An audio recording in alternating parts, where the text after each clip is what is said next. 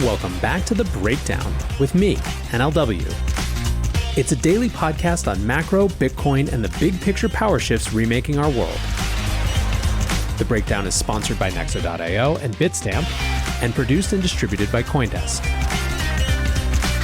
What's going on, guys? It is Thursday, May 13th, and oh my god. Let's bring you into my life yesterday. It's about 5 p.m., and I'm so excited because it's so very clear what the show was going to be about. Vitalik had pulled one of the craziest moves I'd ever seen in crypto, at once obvious and insane all at the same time. Here's the short version of the story. There are a slew of dog coins, all variants on Shiba Inus, meant to be better Doges. Think Doge with smart contracts. But really, they're obviously about pumping and monetizing a cultural moment. So they had this weird approach to token economic design where they quote-unquote burned half their supply by sending it to Vitalik Buterin's public wallet. Basically, the thesis was that he already has a ton of money, his ETH holdings recently surpassed $1 billion, so he would most likely just not collect those tokens. The thing is, they didn't ask him and they certainly didn't get his blessing, and once they were there in his wallet, they were fully in his control. Well, yesterday those tokens started moving. Vitalik sold and transferred on paper billions of dollars worth of tokens to charity. Of course, they're pretty illiquid, so it's actually not as much as it seems, but still, it was a crazy move. I think I'll discuss it either tomorrow or on the weekly recap, but suffice it to say, this was easily enough for a whole show. But no, as it turns out, Vitalik's dog money would not be the only rug pulled yesterday. Wednesday, May 12th, a day that shall forever be known now as Rug Wednesday. E2, Elon? So let's dig into it. First, let's discuss what actually happened. Here's the tweet from Elon Musk about Tesla and Bitcoin. Quote, Tesla has suspended vehicle purchases using Bitcoin. We are concerned about rapidly increasing use of fossil fuels for Bitcoin mining and transactions, especially coal, which has the worst emissions of any fuel. Cryptocurrency is a good idea on many levels, and we believe it has a promising future, but this cannot come at great cost to the environment.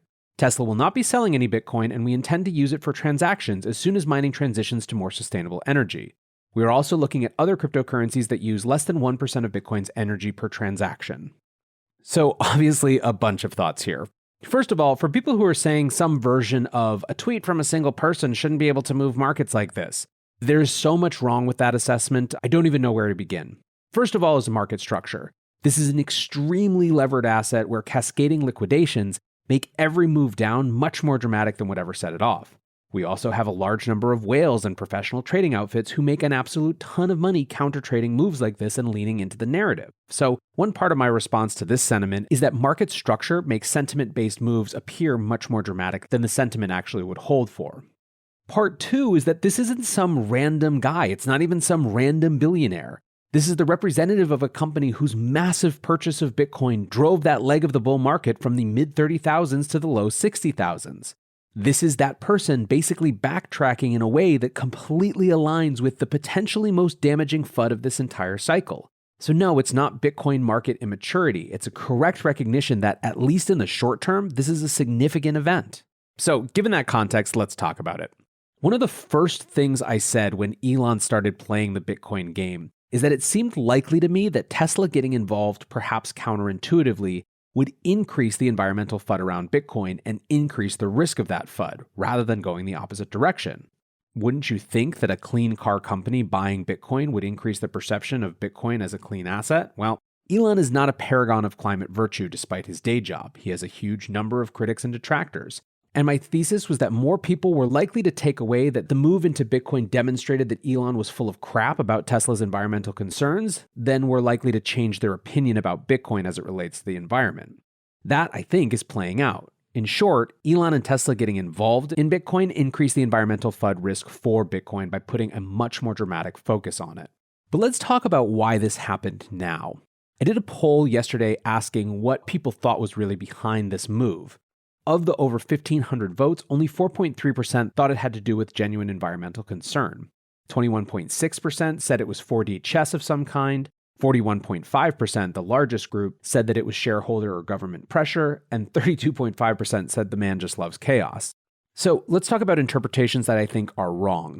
Many people have said it's just him selling this to be able to buy it cheaper later. And I think it's pretty obvious that's not the 4D chess happening here. I just don't believe that the richest man in the world, and specifically this rich man, cares enough about the price to do this. It just doesn't make any sense to me.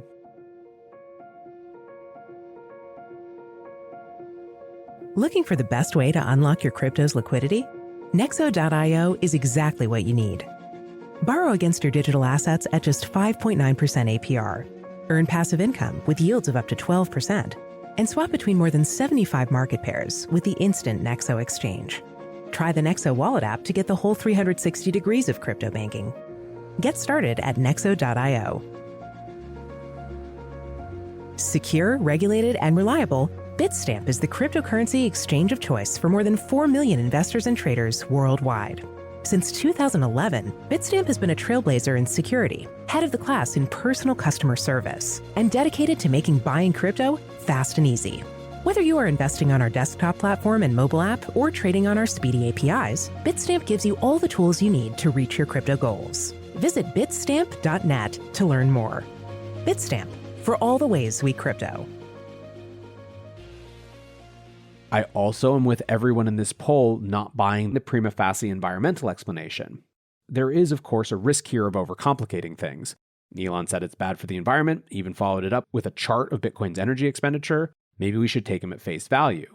But what people are having a hard time with is the idea that he just discovered this now. Neeraj Agrawal got about 3,500 likes replying to Elon, quote, "Did you do any research on Bitcoin before buying it?" Now, this seems so obvious, but let's turn to Matt Levine, who characterized the whole thing as, quote, "Elon got bored by Bitcoin." The salient piece of Levine's post is not that Elon realized Bitcoin was bad for the environment. It's that he realized that the perception of Bitcoin being bad for the environment ran up too aggressively against the perception of him as being a champion of the environment. Quote, "As far as I can tell, he has only limited interest in manipulating the price of Bitcoin or Dogecoin or Tesla stock or the other assets whose prices he can control with his tweets for profit. He'll do it for fun, sure, occasionally, but not in a way that serves his rational self-interest. I assume that what actually happened is pretty much what Musk said. He got into cryptocurrency on a whim because it fit with his image of being fun and futuristic and annoying, and then someone explained to him that it doesn't fit with his image of being good for the environment, and on a whim, he decided to cool it on the Bitcoin stuff for a while." Let's expand this out because it seems likely that there are a few dimensions of this perception being an issue thing. The first is frankly that Elon might have spent the last couple of months defending this Bitcoin purchase in every conversation he's had and just gotten sick of it. Lord knows if you've been here long enough, you've probably gotten sick of having to constantly fight the same FUD over and over and over again. The second is about market dynamics. Tesla, like all tech stocks, has fallen pretty far off its all-time highs. There are pretty serious semiconductor shortages that are making it harder and more expensive to make them. The big ETFs that Tesla is a part of, notably Cathie Wood's ARK, are also struggling. There is likely a strong need for Tesla to be considered an ESG, an environmental social governance stock, for inclusion in some portfolios, even some ETFs or fund holdings. Larry Cermak from The Block wrote, "Tesla needs to stay ESG, and I'm guessing the stock could be removed from ESG portfolios if they didn't do this. And Tesla also needs to collect a lot of subsidies tied to its environmental mission." This subsidy piece gets to the third part of the perception being an issue, which has to do with its specific relationship with the government. Tesla does a huge business in carbon credits to the tune of hundreds of millions of dollars a year. If accepting Bitcoin makes that a threat, why do it? Now, two more interpretations that I think are worth noting. The first is to focus on what was actually said versus what wasn't. They didn't say they had sold their Bitcoin. In fact, they said they weren't selling it. So unless they backtrack on that too and announce some sales later, they've still got about $2 billion or more in Bitcoin that they're sitting on. If they really wanted to get out of the Bitcoin business, wouldn't they wipe their hands of it entirely? Now, I don't want to take this point too far because it's totally possible with these guys that we discover in a few weeks they were slowly selling to not tank the whole position, but for now, they're still hodling.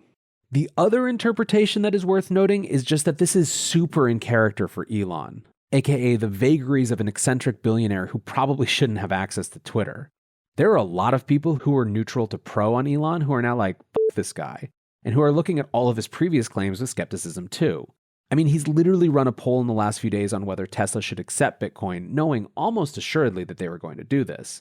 Whatever you think of the dude, it's pretty clear we've veered aggressively into the territory of irresponsibility. As Dave Portnoy said it today, it's some shady shit. But I also want to come back for a moment to the government connection to this. I think we're seeing now the beginnings of a convergent FUD, which is the environment in China. From the Democrats' perspective, they are racing to catch up to undo the harm they see done to the environment during the Trump administration. They have made climate change a major issue and are looking at new vehicles to enact climate change policy, including via companies, via the SEC, and via the Federal Reserve. Meanwhile, the only thing that Democrats and Republicans can agree upon is China. So you have an issue now where people are pointing both to the amount of hash power coming from China as well as to the dirty sources that it represents.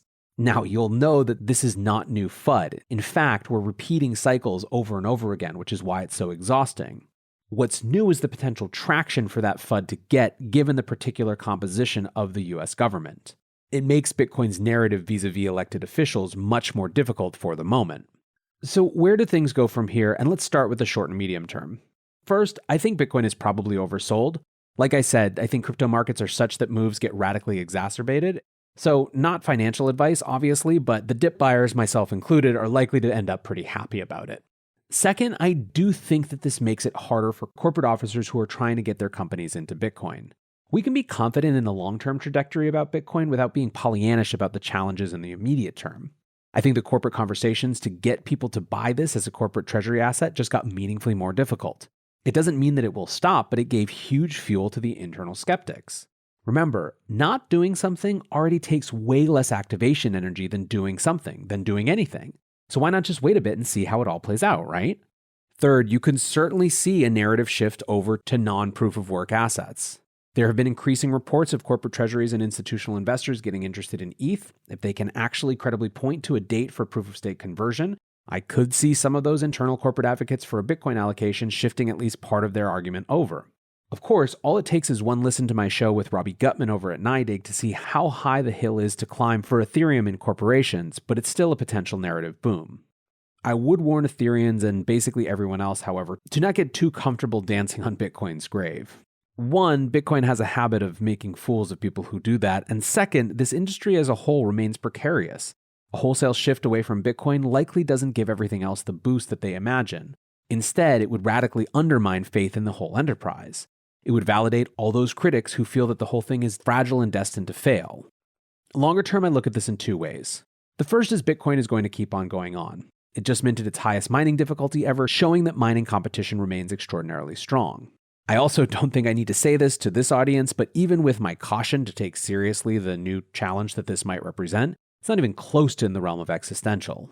The second thought, though, is that it does feel to me increasingly unlikely that we're going to win much with words on the environment or even gain much ground. It seems to me that what will work is one, more demonstration of this promise that we're so excited about of Bitcoin creating a financial incentive to capture energy that would otherwise be lost, and two, a continuation of the shift that is already underway of hash rate away from China. Ultimately, the beauty of Bitcoin is its permissionless nature, so it's not like these are things that we can control with a switch. What's more, I've talked on previous episodes about my concern of the balkanization of Bitcoin into clean Bitcoin or approved Bitcoin and not approved Bitcoin, why I think that's not really viable and why I think we should be pretty aggressively against it. And the last thing that I'll say is that, listen, the last 24 hours are kind of why you're here. There is simply no other industry in the world that has this sort of craziness and intrigue with any sort of regularity compared to us. So take a minute to step away from your portfolio tracking app and just appreciate that you're living through history. Anyways, guys, I appreciate you listening as always. Until tomorrow, be safe and take care of each other. Peace.